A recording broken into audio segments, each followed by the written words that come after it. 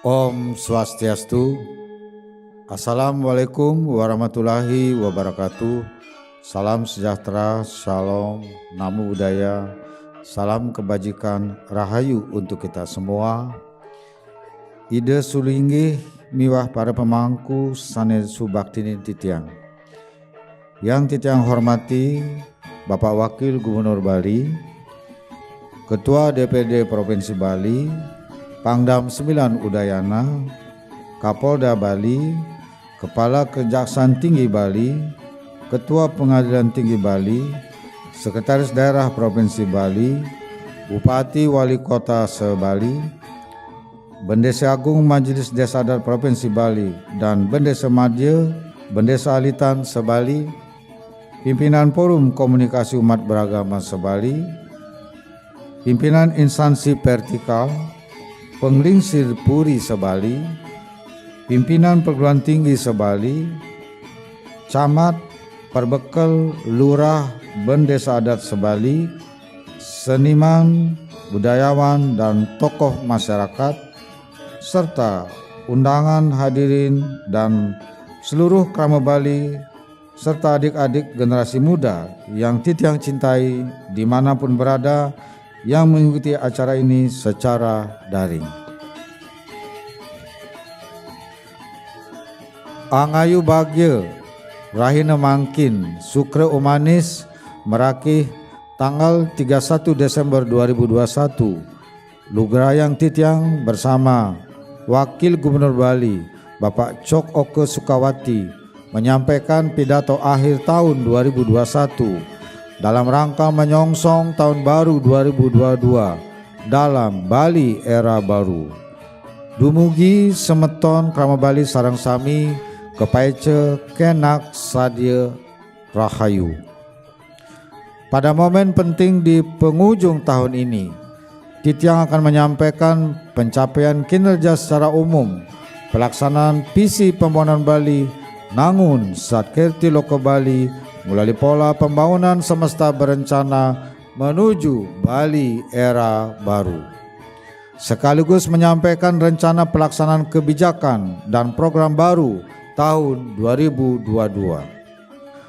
Mengawali pidato ini, kita yang perlu menyampaikan kinerja penanganan COVID-19 di Provinsi Bali yang sudah mencapai hasil sangat baik, ditandai dengan 1. Kasus baru harian terus melandai dan stabil pada angka 1 digit dengan rata-rata 4 orang per hari. 2. Jumlah yang sembuh rata-rata 11 orang per hari. Secara kumulatif semakin meningkat mencapai 96,4%. 3. Kasus meninggal sudah sangat jarang terjadi. 4. Jumlah kasus aktif terus menurun secara konsisten, sehingga positif rate sudah sangat rendah pada angka 0,06%, jauh di bawah standar WHO 5%. 5. Cakupan vaksinasi sudah sangat tinggi, yaitu suntik ke-1 mencapai 102% dan suntik kedua mencapai 91%. Jumlah penduduk usia 12 tahun ke atas yang sudah vaksin kedua lebih dari 3 juta orang. Dari jumlah penduduk Bali sebanyak 4,3 juta orang. Dan 6. Cakupan vaksinasi diperluas untuk anak usia 6 sampai 11 tahun. Sejak tanggal 15 Desember 2021 sampai menjelang akhir tahun sudah hampir mencapai angka 90% dari target 373.120 orang. Pencapaian yang sangat baik ini merupakan hasil kerja keras bersama oleh tenaga kesehatan, pengelola layanan kesehatan, Pangdam 9 Udayana, dan Kapolda Bali beserta jajaran, Wali Kota, Bupati, Perbekel, Lurah, Bendesa Adat, berbagai lembaga dan komponen masyarakat serta seluruh masyarakat Bali. Selain itu, penanganan COVID-19 di Bali mendapat perhatian sangat serius dan dukungan kuat dari Presiden Republik Indonesia Bapak Insinyur Joko Widodo beserta Kabinet Indonesia Maju. Atas kerja keras bersama tersebut, titiang atas nama pemerintah provinsi dan masyarakat Bali, mengucapkan terima kasih yang setulus-tulusnya dan penghargaan yang setinggi-tingginya kepada semua yang telah berbakti dalam bidang kemanusiaan. Pada kesempatan yang baik ini juga, Titiang atas nama pemerintah provinsi dan masyarakat Bali mengaturkan terima kasih yang setulus-tulusnya kepada Presiden Republik Indonesia Bapak Insinyur Joko Widodo beserta jajaran Kabinet Indonesia Maju. Semeton Krama Bali Sane Tresna Sihin Titiang.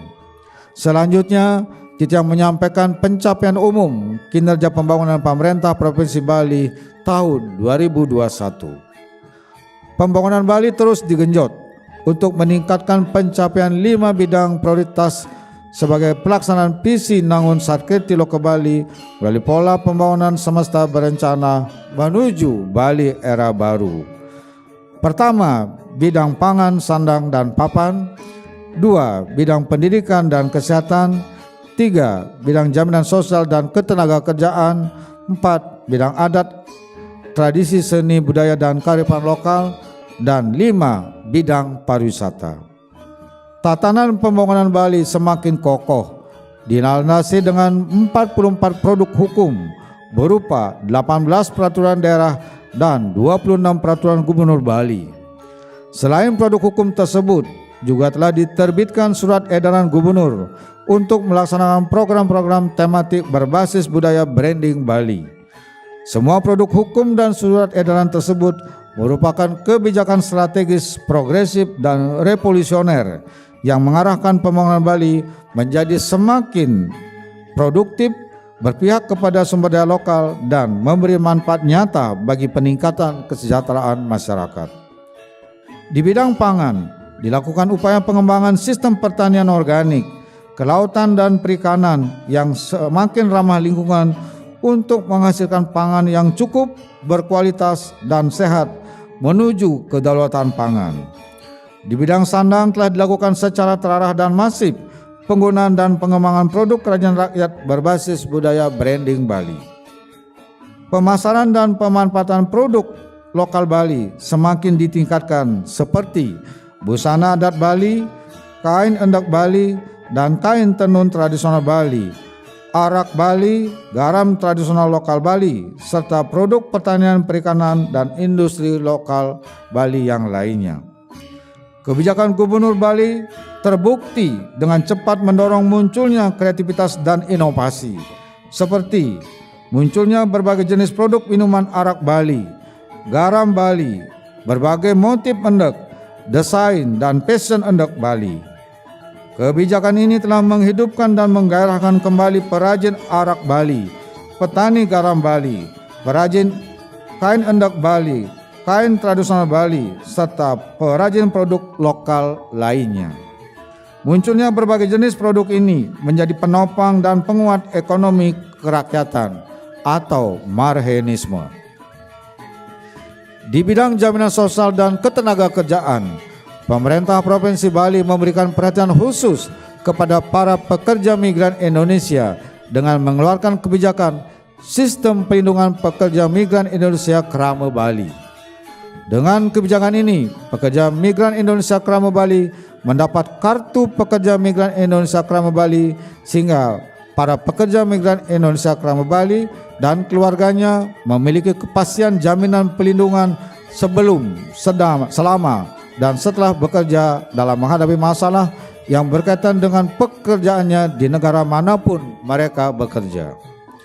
Pemerintah Provinsi Bali terus melakukan terobosan penguatan dan pemajuan budaya, adat, tradisi, seni, dan kearifan lokal, meliputi penguatan dan pemberdayaan desa adat, pembentukan sistem pengamanan lingkungan terpadu berbasis desa adat atau Sipandu Beradat, menyelesaikan pembangunan seluruh kantor Majelis Desa Adat Provinsi dan Kabupaten Kota se-Bali, digitalisasi Aksara Bali oleh pengelola nama domain internet Indonesia, dan menciptakan produk keyboard Aksara Bali sehingga mendapat pengakuan serta dijadikan contoh oleh Menteri Koordinator Pembangunan Manusia dan Kebudayaan untuk direplikasikan di daerah lain. Kebijakan ini juga mendapat apresiasi dari Badan Dunia UNESCO yang menilai bahwa Bali satu-satunya daerah yang memiliki kebijakan berupa peraturan gubernur untuk melindungi aksara daerahnya. Penggunaan keyboard aksara Bali akan dijadikan pelajaran melalui penyediaan laboratorium praktik penggunaan aksara Bali di sekolah-sekolah. Ini merupakan kebijakan strategis yang memanfaatkan perkembangan teknologi digital untuk menghasilkan produk dalam rangka melindungi aksara Bali sebagai warisan adiluhung dari leluhur lelangit Bali. Kebijakan perlindungan aksara Bali ini akan membangkitkan kembali salah satu unsur peradaban Bali yang sudah sangat lama dilupakan agar memperkuat identitas, karakter, dan jati diri generasi Bali di masa mendatang memasuki zaman modern. Bidang pariwisata ditata secara fundamental dan komprehensif melalui peraturan daerah dan peraturan gubernur untuk memperkuat pariwisata berbasis budaya dan berorientasi pada kualitas serta berpihak pada sumber daya lokal agar memberi manfaat secara optimal bagi peningkatan perekonomian dan kesejahteraan masyarakat Bali. Kebijakan ini akan diterapkan secara progresif dalam situasi normal pasca pandemi COVID-19. Angayu Bagil, meskipun dalam situasi pandemi COVID-19, pembangunan infrastruktur, sarana, dan prasarana tetap berjalan sesuai rencana. Sampai akhir tahun 2021 ini, Astungkara, berbagai infrastruktur sedang dan telah diselesaikan antara lain pelindungan kawasan suci Besaki, kawasan pusat kebudayaan Bali, shortcut Singaraja Menguitani, pelabuhan segitiga Sanur Denpasar, Sampalan Nusa Penida, dan Bias Munjul Nusa Ceningan di Klungkung, pengembangan pelabuhan Benoa menjadi Bali Maritime Tourism Hub, pembangunan bendungan Sidan di Badung, dan pembangunan bendungan Tamlang di Buleleng. Juga pengembangan Stadion Dipta di Gianyar dan pembangunan Pasar Sukawati Blok A, B, dan C di Kabupaten Gianyar. Permasalahan yang sudah lama tidak terselesaikan. Angayu Bage, pada tahun 2021, sertifikat tanah warga desa Sumber Kelampok dapat diselesaikan dan dibagikan. Total tanah di Desa Sumber Kelampok, Kabupaten Buleleng sebagai objek reforma agraria sebanyak 612 hektar. Diberikan kepada warga seluas 458 hektar lebih dan menjadi aset pemerintah Provinsi Bali seluas 154 hektar lebih. Tanah yang dibagikan kepada warga mencakup 813 sertifikat tanah garapan warga dan 800 sertifikat tanah tempat tinggal. Pembagian sertifikat secara gratis ini merupakan komitmen kuat pemerintah Provinsi Bali dalam melaksanakan kebijakan reforma agraria dan keberpihakan penuh kepada pihak warga desa Sumber Kelampok, Kabupaten Buleleng. Hal ini tentu sangat membahagiakan bagi warga desa Sumber Kelampok karena baru mendapatkan sertifikat kepemilikan hak atas tanah secara gratis sehingga memiliki kepastian masa depan setelah berjuang cukup panjang selama 61 tahun sejak tahun 1960. Dalam bidang lingkungan hidup, sedang digencarkan pelaksanaan pengelolaan sampah berbasis sumber sesuai Peraturan Gubernur Bali Nomor 47 Tahun 2019 di desa, kelurahan, dan desa adat. Upaya ini dilakukan dengan percepatan pembangunan TPS 3R di desa dan TPST di tingkat wilayah kabupaten mulai tahun 2021 dan ditargetkan selesai pada tahun 2023 di seluruh kabupaten kota. Pada PON tahun 2021 di Papua, kontingen Bali berhasil meraih prestasi gemilang dengan memperoleh 28 medali emas dan berhasil menduduki peringkat kelima setelah Provinsi Jawa Barat, DKI Jakarta, Jawa Timur, dan Papua. Prestasi ini meningkat dibandingkan dengan PON tahun 2016 di Jawa Barat. Kontingen Bali memperoleh 26 emas dan berada di peringkat ke-6. Dalam suasana dunia masih dilanda pandemi COVID-19, Bali telah sukses menjadi tempat penyelenggaraan kejuaraan bulu tangkis dunia tanpa penonton secara langsung, yang meliputi 3 event bergengsi, yaitu Indonesia Master 2021, Indonesia Open 2021, Badminton World Federation World Tour Finals 2021. Kejuaraan berlangsung dari tanggal 16 November sampai 5 Desember 2021 yang diikuti oleh sebanyak 667 peserta dari 38 negara. Dan astungkara tidak terjadi penambahan kasus maupun juga lonjakan kasus baru di tempat pertandingan tersebut. Semeton Krama Bali Sani Tresna Sehin Titiang. Pada kesempatan ini Titiang menyampaikan program prioritas dan program pendukung yang perlu percepatan, pemantapan dan penyelesaian pada tahun 2022. Program yang perlu percepatan antara lain: pertama, pemasaran dan pemanfaatan produk pertanian, perikanan dan industri lokal Bali bagi Krama Bali, pasar tradisional, pasar modern, usaha jasa pariwisata, perdagangan antar daerah dan ekspor. Kedua, sistem pertanian organik, kelautan dan perikanan, peningkatan produktivitas dan kualitas produk pertanian. Ketiga, pembangunan sentra-sentra produk pertanian, kelautan perikanan dan industri kerajinan rakyat. Keempat, penggunaan keyboard aksara Bali, metode pembelajaran secara hibrid, penggunaan buku ajar agama Hindu Dresta Bali. Kelima, pengembangan sistem dan aplikasi layanan kesehatan terintegrasi se-Bali. Keenam, pelaksanaan sistem keamanan lingkungan terpadu berbasis desa adat atau Sipandu Beradat. Ketujuh, tata kelola pariwisata. Kedelapan, pengelolaan sampah berbasis sumber melalui pembangunan TPS 3R dan TPST. Kesembilan, pelindungan danau, mata air, sungai dan laut. Dan kesepuluh, pemanfaatan energi bersih dari hulu sampai hilir, energi baru terbarukan dan pembangunan infrastruktur energi bersih.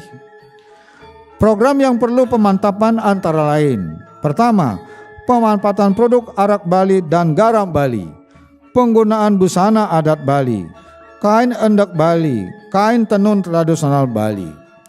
Kedua, mutu dan daya saing pendidikan. Ketiga, pengembangan industri herbal tradisional. Keempat, kompetensi dan produktivitas tenaga kerja. Kelima, penggunaan aksara Bali secara lebih masif. Keenam, pelindungan tari sakral, pelindungan pura, pratima dan simbol-simbol keagamaan. Ketujuh, pariwisata berbasis budaya dan berorientasi kualitas. Dan kedelapan, pembatasan timbulan sampah plastik sekali pakai. Program yang harus diselesaikan adalah pembangunan infrastruktur sarana dan prasarana antara lain. Pertama, pembangunan pelindungan kawasan suci Besakih selesai pada pertengahan tahun 2022. Kedua, pembangunan jalan shortcut titik 7 dan 8. Ketiga, Pelabuhan Sanur Denpasar, Pelabuhan Bias Munjul Nusa Ceningan. Keempat, pembangunan sungai buatan Unde atau normalisasi Tukat Unde. Dan kelima, pembangunan bendungan Sidan di Badung dan bendungan Tamblang di Buleleng. Selain itu, harus diselesaikan program infrastruktur jaringan teknologi komunikasi Bali Smart Island dan digitalisasi sektor publik. Saya perlu menyampaikan bahwa pada tahun 2022 Bali akan mulai program untuk menjangkau 100% agar Bali terjangkau oleh teknologi jaringan yang digital. Penyelesaian program spesifik antara lain: pertama, percepatan penyelesaian aset-aset pemerintah Provinsi Bali, dan yang kedua, penyelesaian sertifikat lahan untuk warga eks-transmigrasi Timor Timur. Semeton Krama Bali Sani Tresna Sehin Titiang. Titiang perlu menyampaikan bahwa memasuki tahun 2022, Bali era baru akan mulai dilaksanakan program baru, yaitu tata titik kehidupan masyarakat Bali berdasarkan nilai-nilai kearifan lokal Sadkerti.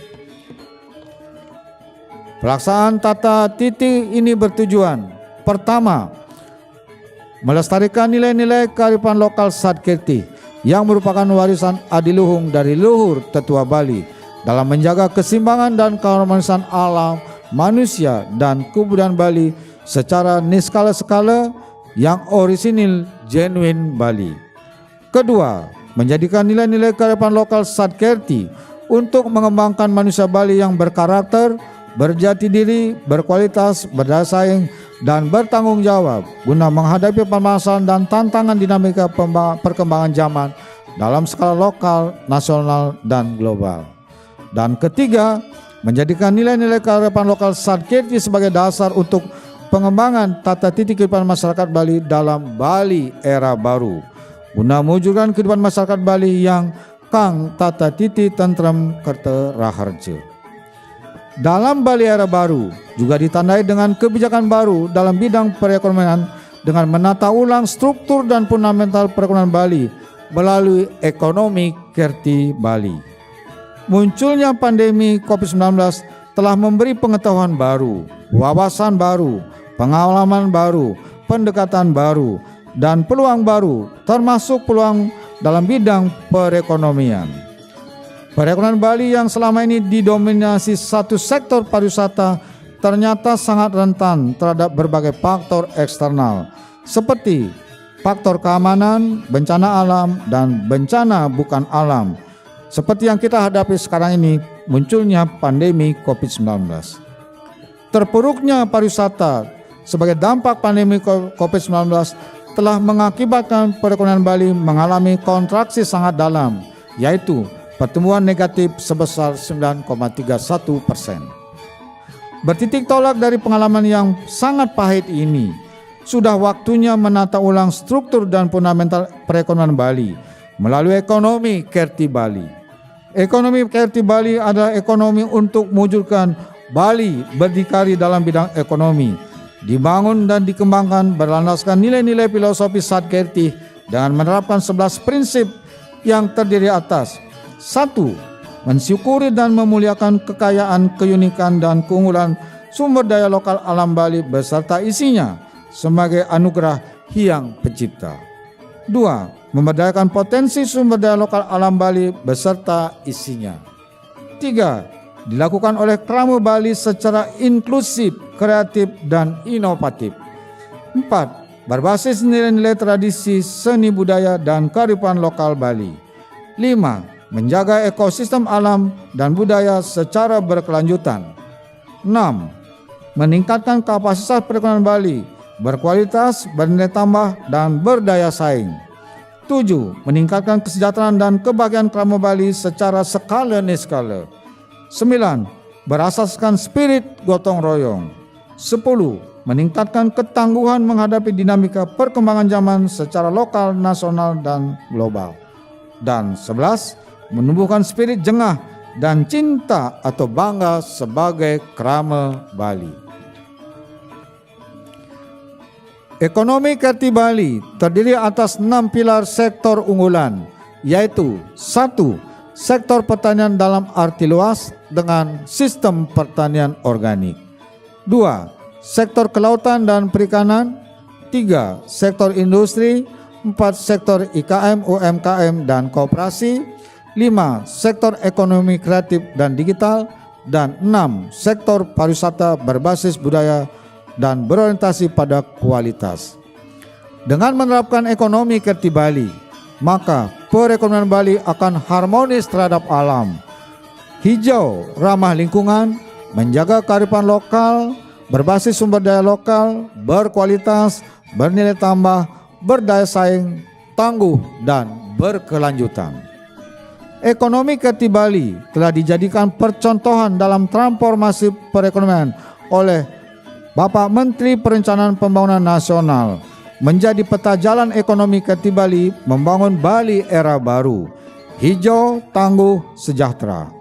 Peta jalan ekonomi Kerti Bali telah diluncurkan oleh Yang Mulia Presiden Republik Indonesia Bapak Insinyur Joko Widodo tanggal 3 Desember 2021.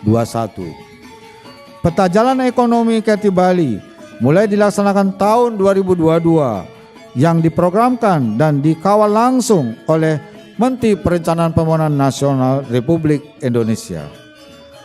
Hal yang sangat penting diketahui, pada tahun 2022, pemerintah Provinsi Bali terus bergerak secara dinamis, melaksanakan program inovatif, yaitu membangun infrastruktur telekomunikasi berupa Taman Teknologi bernama Turya Pada Tower KBS 6.0 KRT Bali.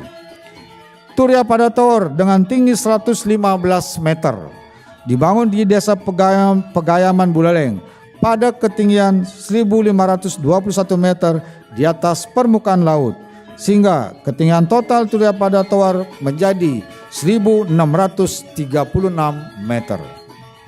Turya Pada Tower memiliki fasilitas multifungsi dan terpadu dalam kawasan pariwisata yang akan menjadi pusat pertumbuhan ekonomi baru di Bali Utara dalam rangka menyimbangkan pusat-pusat pertumbuhan ekonomi di wilayah Bali Utara, Selatan, Timur, dan Barat. Turya Pada Tower memiliki fungsi utama yang mampu mengoptimalkan siaran televisi digital dengan jangkauan mencapai 80% wilayah Buleleng, Jemberana, dan Karangasem. Dalam rangka mendorong percepatan pelaksanaan program prioritas Provinsi Bali di desa dan desa adat, pemerintah Provinsi Bali meluncurkan program Tim Desa KRT Bali Sejahtera. Keberhasilan program ini akan sangat ditentukan oleh dukungan aktif para perbekal lurah dan desa adat beserta jajarannya. Oleh karena itu, pemerintah Provinsi Bali memberlakukan kebijakan baru berupa pemberian insentif kepada perbekal sebesar 1,5 juta per bulan, dan kepada bendesa adat diberikan tambahan insentif sebesar 1 juta rupiah per bulan sehingga menjadi sebesar 2,5 juta per bulan. Sebagai bentuk penghargaan dan apresiasi atas prestasi kontingen Bali dalam PON tahun 2021 di Papua, pemerintah Provinsi Bali memberikan bonus bagi atlet dan pelatih berprestasi dengan total anggaran sebesar 30, miliar rupiah yang akan diberikan pada awal tahun 2022. Dengan penghargaan ini, diharapkan para atlet dan pelatih berbagai cabang olahraga di Bali akan semakin termotivasi untuk meningkatkan prestasinya di masa yang akan datang. Semeton Krama Bali Sane Tresna Sihin Titiang. Hal yang sangat membanggakan bagi kita semua, sejumlah kebijakan dan program pemerintah Provinsi Bali yang inovatif dan spesifik telah menjadi percontohan nasional, antara lain: 1. Pelindungan dan penggunaan aksara Bali. 2. Keyboard aksara Bali. 3. Penguatan desa adat di Bali. 4. Penggunaan busana adat Bali. 5. Pengelolaan sampah berbasis sumber. 6. Pembatasan timbulan sampah plastik sekali pakai. 7. Sistem pertanian organik. 8. Penggunaan energi bersih. 9. Penggunaan kendaraan bermotor listrik berbasis baterai. 10. Tata kelola minuman tradisional destilasi arak Bali. 11. Layanan kesehatan tradisional Bali. 12. Reformasi birokrasi dan transformasi jabatan struktural ke jabatan fungsional. 13. Pelindungan pekerja migran Indonesia Krama Bali. 14. Satgas gotong royong berbasis desa adat dalam penanganan pandemi COVID-19. 15. Pemanfaatan produk garam tradisional lokal Bali. Dan 16. Transformasi ekonomi dengan ekonomi KRT Bali. Berkat komitmen kuat Gubernur Bali disertai kerja keras seluruh aparatur pemerintah Provinsi Bali, berhasil memperoleh sejumlah penghargaan dalam tata kelola pemerintahan dan pembangunan, yaitu: 1. Opini wajar tanpa pengecualian dengan kualitas semakin baik dalam tata kelola keuangan dari BPK RI tahun 2020. 2. Peringkat 1 terbaik nasional untuk pelaksanaan program strategi nasional pencegahan korupsi dari Komisi Pemberantasan Korupsi tahun 2020. 3. Peringkat 1 terbaik nasional dalam program MCP Koordinasi Supervisi dan Pencegahan Korupsi dari Komisi Pemberantasan Korupsi tahun 2020. 4. penghargaan keberhasilan menerapkan sistem merit dalam manajemen aparatur sipil negara dengan predikat sangat baik dari Komisi Aparatur Sipil Negara tahun 2021. 5. Penghargaan dari Badan Kepegawaian Negara Awards 2021. Pemerintah Provinsi peringkat pertama capaian dalam komitmen pengawasan dan pengendalian dari Badan Kepegawaian Negara. 6. Penghargaan dari Kepegawaian Negara Award 2021. Pemerintah Provinsi peringkat pertama capaian dalam implementasi penilaian kinerja dari Badan Kepegawaian Negara. 7. Memperoleh Indeks Keterbukaan Informasi Publik 2021 yang tertinggi di Indonesia dengan skor 83,15 dari Komisi Informasi Pusat Republik Indonesia. 8. Memperoleh anugerah Keterbukaan Informasi Badan Publik sebagai Badan Publik Predikat Informatif dan dari Komisi Informasi Pusat RI tahun 2021. 9. Penghargaan dalam pencapaian tertinggi penggunaan teknologi digital untuk transaksi keuangan dari Gubernur Bank Indonesia tahun 2021. 10. Penghargaan khusus dalam pembangunan daerah di bidang ekonomi hijau dan rendah karbon dari Menteri Perencanaan Pembangunan Nasional Republik Indonesia tahun 2021. 11. Memperoleh penghargaan dalam pencapaian tertinggi penerapan QRIS dari Gubernur Bank Indonesia tahun 2021. 12. Memperoleh penghargaan KPPU Award dari Komisi Pengawas Persaingan Usaha tahun 2021. Dan 13. Memperoleh piagam penghargaan sebagai inovator penanggulangan stunting dari Kepala Badan Kependudukan dan Keluarga Berencana Nasional tahun 2021.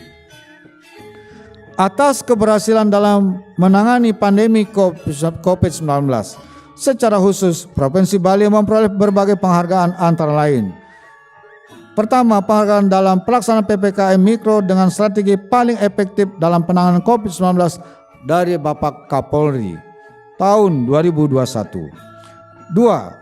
Penghargaan dalam pelaksanaan PPKM Mikro dengan strategi paling efektif dalam penanganan COVID-19 dari Panglima TNI tahun 2021.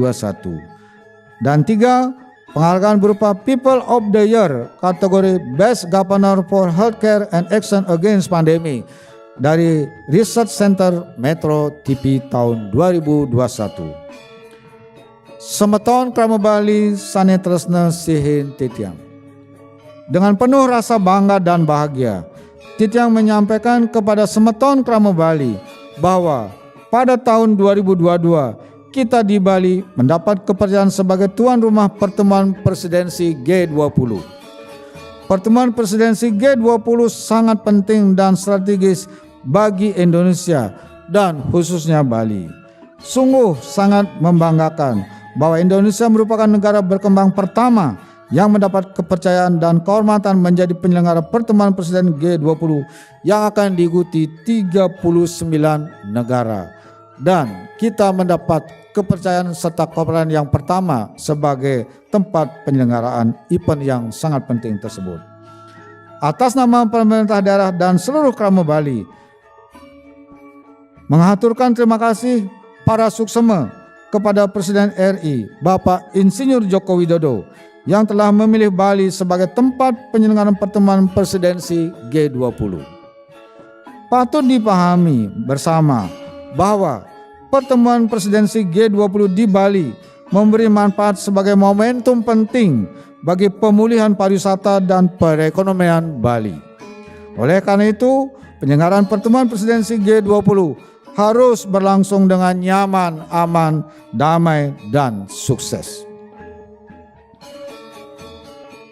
Titiang Nunas Uratian Semeton Krama Bali, Mangda Sarang Sami memberi dukungan penuh dan ikut bertanggung jawab dengan membangun suasana yang kondusif guna menyukseskan penyelenggaraan pertemuan presidensi G20. Selain itu, pada tahun 2022, Bali juga akan menjadi tuan rumah sejumlah event internasional penting antara lain. Pertama, pertemuan pengurangan risiko bencana Mei 2022 diikuti 193 negara. 2. Konferensi internasional para pihak Konvensi Minamata tentang Merkuri Maret 2022 yang diikuti 135 negara. 3. Pertemuan Organisasi Parlemen Internasional Maret 2022 yang akan diikuti 179 negara. Dan 4. Pertemuan Hari Pariwisata Dunia September 2022 yang akan diikuti oleh negara-negara anggota Organisasi Pariwisata Dunia. Semeton kramo Bali saning tresna sihin titiang. Titiang perlu mengingatkan kembali bahwa pandemi COVID-19 belum berakhir.